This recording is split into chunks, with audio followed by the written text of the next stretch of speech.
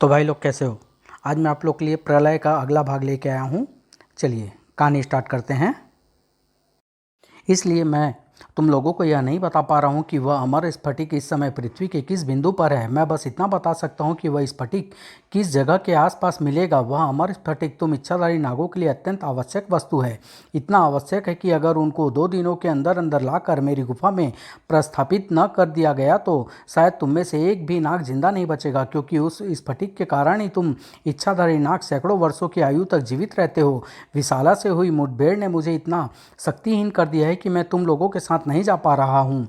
इस कारण से यह जरूरी है कि तुम सारे नाग उस इलाके की तरफ रवाना हो जाओ जहाँ पर स्फटिक के मिलने की संभावना है, क्योंकि तुम लोगों को सिर्फ 2 दिनों के अंदर अंदर एक बहुत बड़े इलाके का चप्पा चप्पा छानना पड़ेगा। और तुम सभी नागों के एक साथ जाने का दूसरा कारण यह है कि अगर कहीं स्फटिक पाने के लिए तुम लोगों की विशाला से मुठभेड़ हो गई तो उसको हराने के लिए समस्त नागों को अपनी पूरी शक्ति एक साथ लगानी होगी। अब तुम सब लोग जाने की तैयारी करो। मैं यहीं पर रहकर उस बेहोश अंधे वृद्ध बूढ़े का इलाज भी करूंगा और तुम लोगों की प्रतीक्षा भी। लगभग इसी वक्त नागराज अपने दिमाग में घुमड़ते सवालों का जवाब पाने के लिए नागद्वीप की तरफ बढ़ रहा था। मेरी जल सर्पों से बनी यह अनोखी सर्प नौका मुझे अब थोड़ी ही देर में नागद्वीप तक पहुंचा देगी। तभी मुझे पता चल पाएगा कि नागद्वीप में मेरा प्रवेश निश्चित करने के बावजूद भी महात्मा कालदूत ने क्यों याद किया है। नागद्वीप वैसे तो नागराज को अपनी आंखों के सामने दिखाई दे रहा था, परंतु वहां तक पहुंच पाना नागराज की किस्मत में नहीं था। अरे यह क्या हो रहा है? नौका टूट रही है, मेरे नाक तड़प रहे हैं, पर क्यों? पानी में डुबकी लगाते ही नागराज को जवाब मिल गया। आह, पानी का स्पर्श होते ही मेरे शरीर में तेज जलन होने लगी है। मुझे पानी से तुरंत बाहर निकलना होगा। शीघ्र ही नागराज पानी से बाहर निकल आया। यह चक्कर क्या है? समुद्र का पानी जलन क्यों दे रहा है? मेरे विष के कारण नागराज। तुमको रोकने के लिए यहाँ के जल में मुझे अपना विष मिलाना पड़ा। विष पिलाना पड़ा, पर क्यों? और तुम हो कौन? वैसे तो मेरे गुलाम मुझे देवी विशाला कहते हैं, पर तुम मुझे अपनी मौत कह सकते हो नागराज। मैं यहाँ पर तुम्हारा इंतजार कर रही थी। तुम्हारे यहाँ पर आने से यह स्पष्ट हो गया है कि विश्वासव तुमसे टकराकर अपने प्राण खो बैठा है। ओह, यानी विषपुत के हत्यारे विश्वासव को तुमने ही भेजा था। तब तो महात्मा कालदूत ने मुझे संदेश तुम्हारे बारे में ही भेजा होगा। वह संदेश तो किसी और संबंध में था। खैर, अब इस बारे में बात करने से क्या फ़ायदा, क्योंकि अब तो तेरा इस दुनिया से विदाई का समय आ गया। तेरी बात सच हो सकती थी विशाला, पर अगर मैं विश्वास से न टकराया होता तब विश्वास के जरिए मुझे तो विपरीत विष शक्तियों का आभास हो चुका है। लेकिन तुझे नागराज की शक्तियों का अंदाजा नहीं है विशाला। नागराज एक अकेला मानव नहीं बल्कि एक पूरी सर्प सेना है। देखते हैं कि तू अपने विपरीत विष से मेरे कितने नागों को रोक सकती है।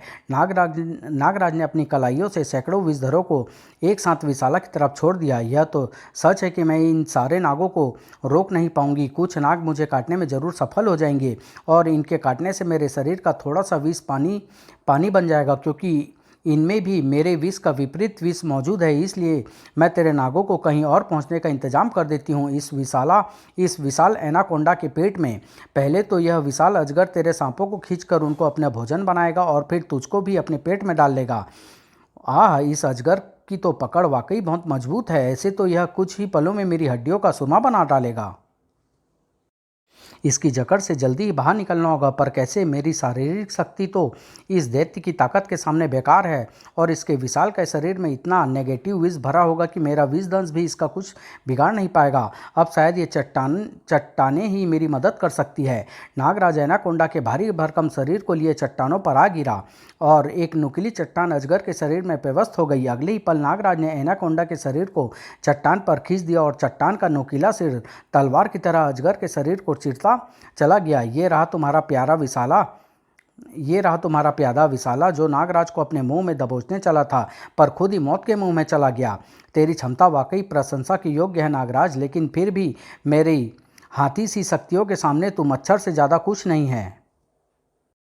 यह तो तेरी शायद किस्मत अच्छी है कि फिलहाल मेरी तंत्र शक्तियाँ और इच्छाधारी शक्ति कालदूत की शक्तियों को निष्क्रिय करने में व्यय हो गई, लेकिन फिर भी मेरी मामूली शक्तियाँ भी तुझको समाप्त करने में सक्षम है। ये मेरे तंत्र बुले देखने में तुझे साबुन के मामूली बुलबुलों से ज़रूर लगेंगे, लेकिन किसी भी चीज़ से स्पर्श होते ही ये विस्फोट के साथ फटते हैं।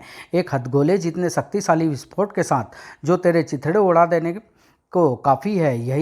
यह सही कह रही है। तेरे देर सवेर कोई ना कोई तंत्र बुला मेरे शरीर को फाड़ी डालेगा। विशाला पर हमला करके इसको और तंत्र बुल बनाने से रोकना होगा, लेकिन इस पर सीधे हमला कर पाना असंभव है, इसलिए इस पर दूसरी तरफ से हमला करना होगा। नागराज की उस जोरदार टक्कर से नारियल का पेड़ बुरी तरह से हिल उठा और नारियलों का झुंड सीधे पेड़ के नीचे खड़ी विशाला की खोपड़ी की तरफ लपक गया और विशाला के इस झटके से उबर पाने के पहले ही नागराज एक चट्टान को उसकी तरफ लुढ़का चुका था। अब मैं तुझको काबू में करने के लिए तुझ पर अपने विष दंश का प्रयोग करूंगा। विशाला पर नागराज के तेज जहर का असर तुरंत ही हो गया। आह, तेरा विष तो कालदूत के विष से भी तेज है।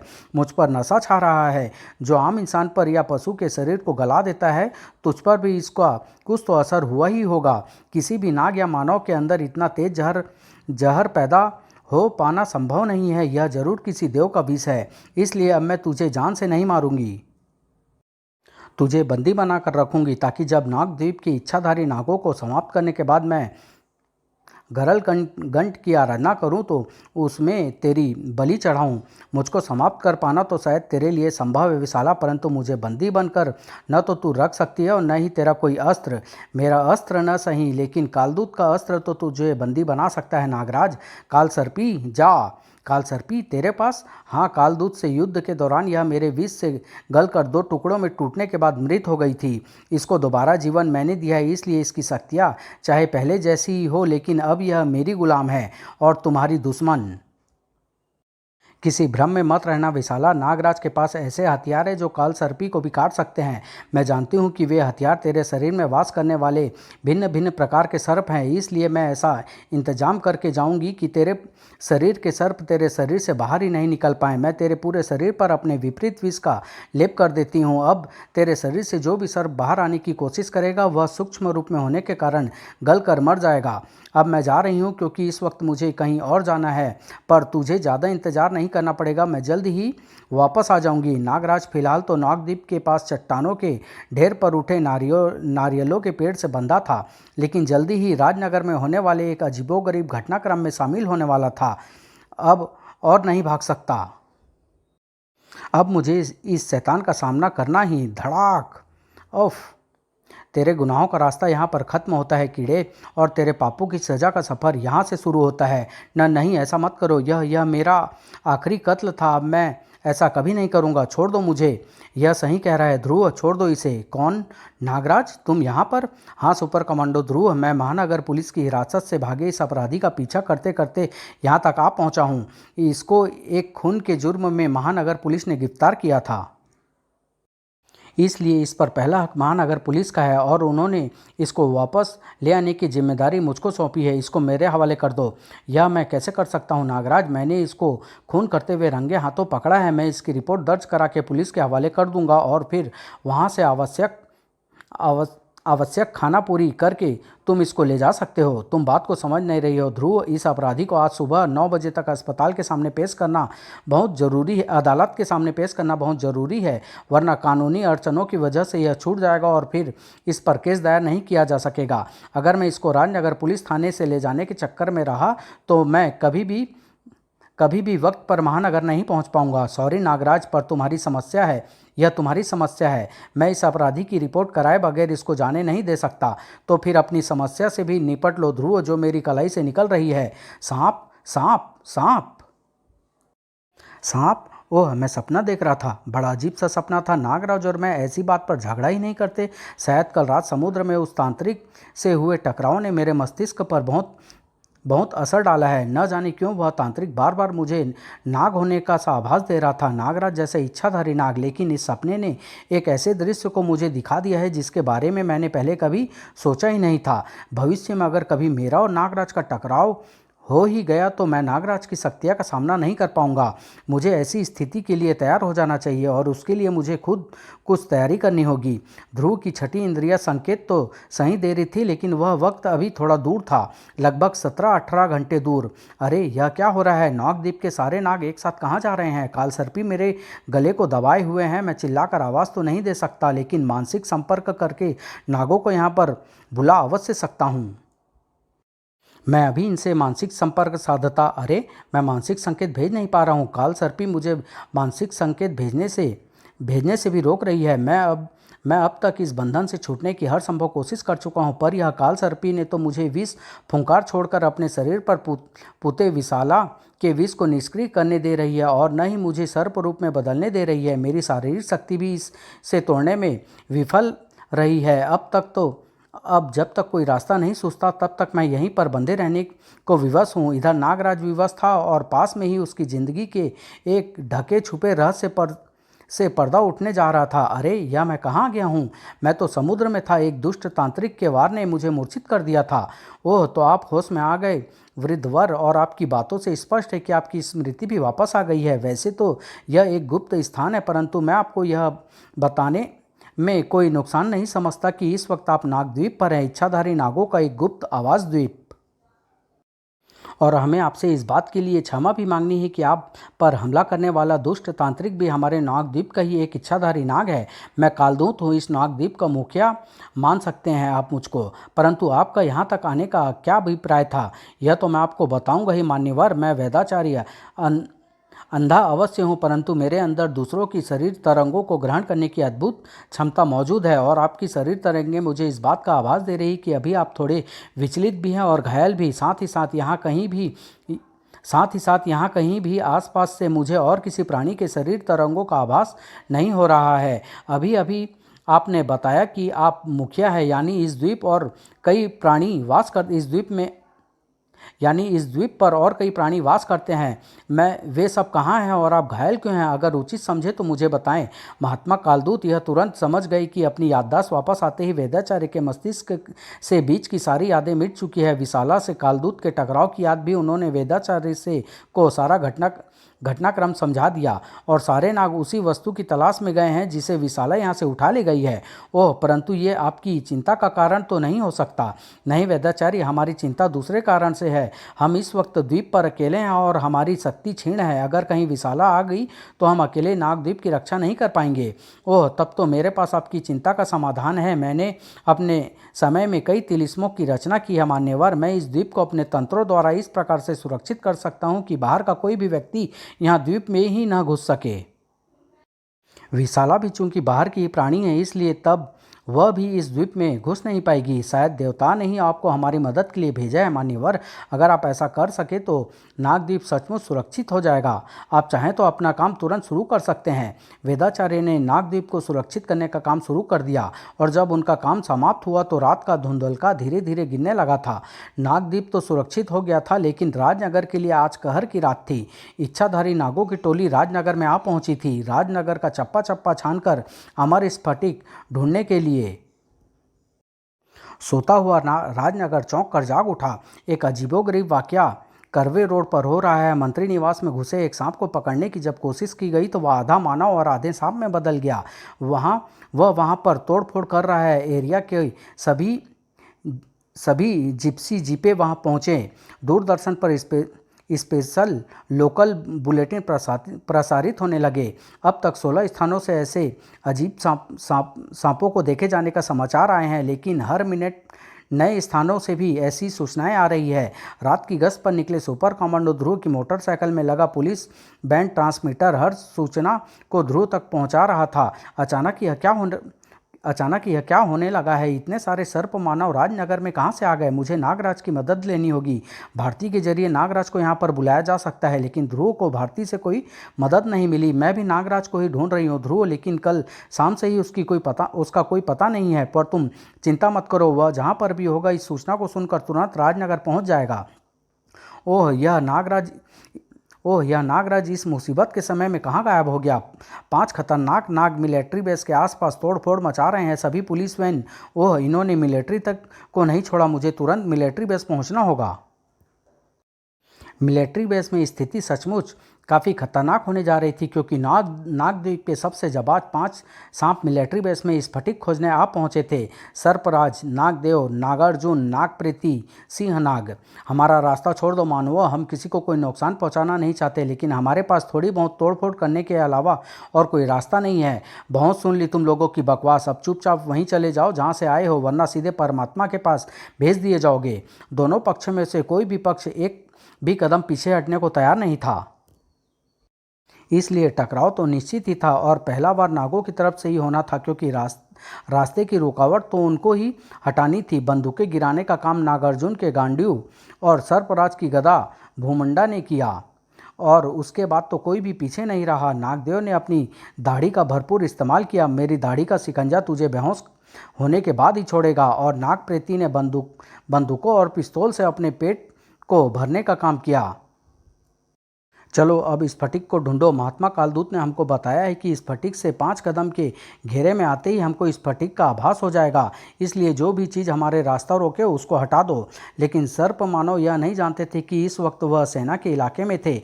हमको रास्ते से हटना नहीं, हटाना आता है सर्प मानव, क्योंकि हम सैनिक हैं, देश पर मर मिटने वाले सैनिक। फायर! तोप का गोला 5 सर्प सैनिकों के चिथड़े उड़ाने के लिए दगा तो जरूर, परंतु चिथड़े उनके नहीं बल्कि उनके पीछे वाले बाउंड्री वाल के उड़ गए, क्योंकि उसी पल पांचों सर्प रूप में आ चुके थे। सर्प रूप को छोड़ने में भी पांचों को पल भर का वक्त लगा और भूमंडा ने टैंक के टुकड़े कर दिए। क्रोधित नागार्जुन के बाण स्तब्ध सैनिकों के सिर उड़ा देने को लपके, लेकिन रास्ते में ही रोक लिए गए। सुपर कमांडो ध्रुव सैनिकों के लिए भगवान का अवतार बनकर आ गया था। नागार्जुन के बाणों की गति की बराबरी कर सकने वाला मानव साधारण नहीं हो सकता। कौन हो तुम? मेरा नाम ध्रुव है, नाग मानव, और मैं नागराज का मित्र हूँ। नागराज को तो तुम अवश्य ही जानते होगे। मैं नागराज के मित्र के नाते तुमसे यह तोड़फोड़ बंद करके मुझे यह बताने की विनती करता हूँ कि आखिर तुम सब यहाँ क्या कर रहे हो? हम विवश है ध्रुव, हम न तो यह तोड़फोड़ बंद कर सकते हैं और न ही तुमको कुछ बता सकते हैं, तो फिर मैं भी तुमको रोकने के लिए विवश हूँ, अगर प्यार से नहीं तो ताकत से। तुम हमको रोकोगे? हम 5 पूरी पृथ्वी को अकेले सामना कर सकते हैं। तू पहले नागार्जुन के बाणों की वर्षा से बच कर दिखा, फिर बाकी 4 योद्धाओं से निपटने की सोचना। नाग यह नहीं जानते थे कि उनका सामना सुपर कमांडो ध्रुव से था, किसी मामूली मानव से नहीं। चलो अलग अलग दिशाओं में फैलकर तलाशी चालू कर दो। इस दूध पीते बच्चों को नागार्जुन कुछ ही पलों में प्राणहीन कर देगा, लेकिन ध्रुव को प्राणहीन कर पाना इतना आसान नहीं था। टैंक की यह मोटे लोहे की चादर मुझे नागार्जुन के बाणों से ढाल की तरह बचाएगी भी और उसके धनुष को तोड़ेगी भी। नागार्जुन के हाथों में अर्जुन का गांडीव है ध्रुव, ऐसे वारों से तो इस पर खरोच तक नहीं आएगी। अब मैं तुझे दिव्य बाणों की शक्ति दिखाता हूँ। सबसे पहले देख व्यवास्त्र की शक्ति, जिसकी तीव्र वायु शक्ति तुझको लट्टू की तरह नचा डालेगी। और अब बच मेरे आग्नेयास्त्र से। ऐसे 2-3 और तीरों से तो मेरी जीवन नैया भव सागर को पार कर जाएगी। इसके अस्त्रों को बेकार करना पड़ेगा। इस पौराणिक धनुष गांडीव पर तो शायद एटम बम भी असर न करे, लेकिन एक चीज़ है जिस पर मैं वार करने की कोशिश कर सकता हूँ। अरे तू अपनी हरकतों से बाज नहीं आएगा। मैं तुझको बता चुका हूँ कि तेरा कोई भी हथियार मेरे धनुष पर बेकार है। धनुष पर तो मैं वार कर ही नहीं रहा नागार्जुन, मेरा निशाना तो तेरे धनुष की डोरी है, और जब तक तुम धनुष पर दूसरी डोरी चढ़ा पाओगे तब तक मैं तुमको बेहोशी की दुनिया में पहुंचा दूंगा। नाजुक स्थान पर हुए वार को नागार्जुन सह नहीं सका। यह धनुर्धारी नाग तो गया, अब जरा दूसरों की भी खबर ली जाए। सर्पराज का गदा भूमुंडा अपनी कहर बरसा रही थी। यह मशीनी यंत्र हटाकर देखा जाए, शायद स्फटिक यहीं कहीं पर हो। नहीं, मुझे आभास नहीं हो रहा है, स्फटिक यहाँ पर नहीं। तूने सर्पराज पर पैर उठाने की जुर्रत की, जिसकी गदा भूमुंडा पहाड़ों को भी चूर चूर करके रेगिस्तान में बदल सकती है।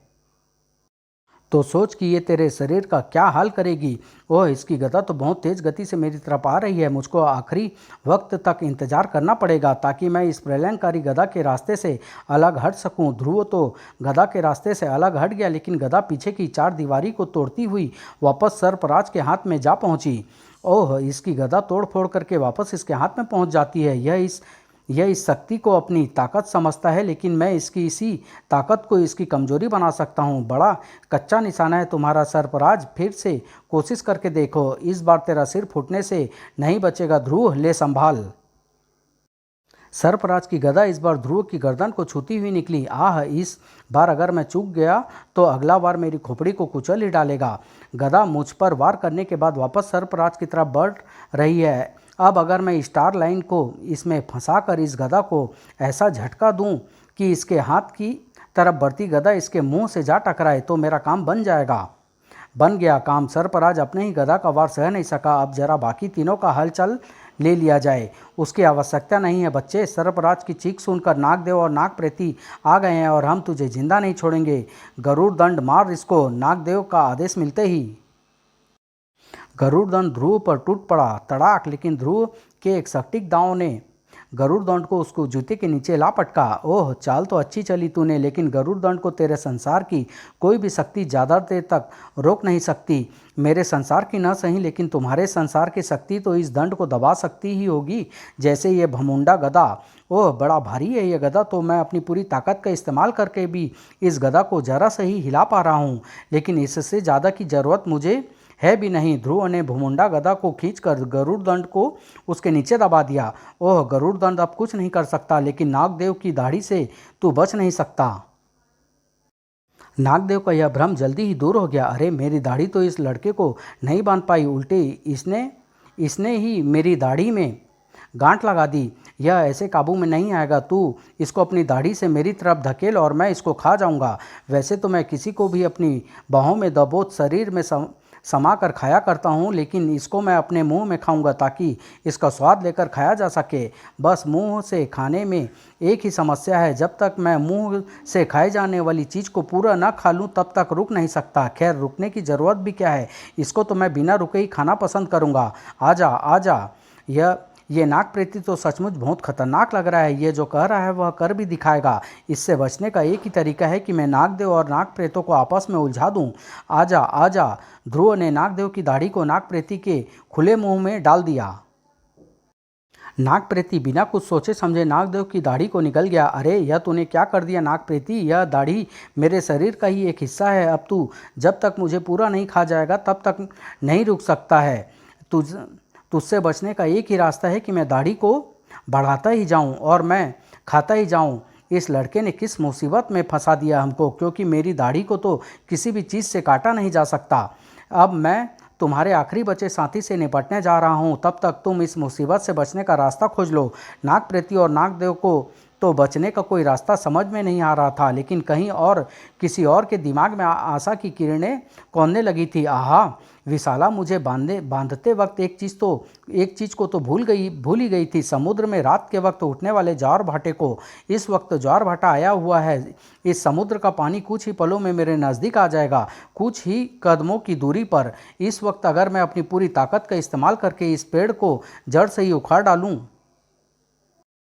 तो मैं इस भारी भरकम वजन को लेकर कुछ कदम चलकर समुद्र के पानी तक पहुंच सकता हूं, और ज्वार भाटे के कारण तेजी से घटता बढ़ता यह पानी मेरे शरीर पर पुते विशाला के विष को धो डालेगा, और देवकालजयी से प्राप्त शरीर में वास करने वाले विशेष नाग फनी सर्प मेरे शरीर से बाहर आकर मुझे काल सर्पी से छुटकारा दिला देंगे। नागराज के शरीर से निकले नागफनी सर्प कालसर्पी पर चारों तरफ से टूट पड़े, और विशाला की विपरीत शक्तियों से युक्त होने के कारण कालसर्पी इस हमले के सामने टिक न सका। शीघ्र ही नागराज आजाद था। अब मुझे जल्दी से जल्दी नागद्वीप पहुंचकर इस बात का पता लगाना होगा कि आखिरकार नागद्वीप के सारे इच्छाधारी सर्प कहाँ गए हैं। लेकिन नागद्वीप में एक आश्चर्य नागराज का इंतजार कर रहा था। अरे, यह क्या, मैं नागद्वीप में प्रवेश नहीं कर पा रहा हूँ? कोई शक्ति मुझे अंदर घुसने से रोक रही है। नागराज भी चूंकि नागद्वीप के लिहाज से बाहरी व्यक्ति था, इसलिए वेदाचार्य का तिलिस्मी उसे भी रोक रहा था। पसीने पसीने होने के बाद नागराज को नागद्वीप में घुसने का ख्याल छोड़ ही देना पड़ा। अब यह कैसे पता चलेगा कि नागद्वीप के सारे नाग कहाँ गए हैं? एक तरीका है। नागानंद, मेरे शरीर में वास करने वाले नागों का भूतपूर्व सेनापति, जिसको मैंने नागद्वीप छोड़ते वक्त गुप्त रूप से यहाँ छोड़ दिया था, उससे मानसिक संपर्क करके सारी बातों का पता चल सकता है। नागानंद इस वक्त 3 जाबाजों से एक साथ जूझ रहा था। कमांडो कैडेट करीम पीटर रेणु से कमांडो फोर्स के हेडक्वार्टर में। इनमें से तो एक से भी अकेले निपट पाना मुश्किल काम है, फिर ये 3 हैं। बगैर 20 नखों का इस्तेमाल किए काम नहीं चलेगा। ओह, इसने रेणु को अपने नाखूनों से खरोच मार दी है। ये नाखून जरूर विषैले होंगे। करीम, इस पर जल्दी काबू पाने की कोशिश करो, वरना रेणु को हम अस्पताल नहीं ले जा पाएंगे। पार्ट 2 यहीं समाप्त करता हूँ। नेक्स्ट पार्ट, लास्ट भाग बहुत जल्द लेके आऊँगा। समाप्त।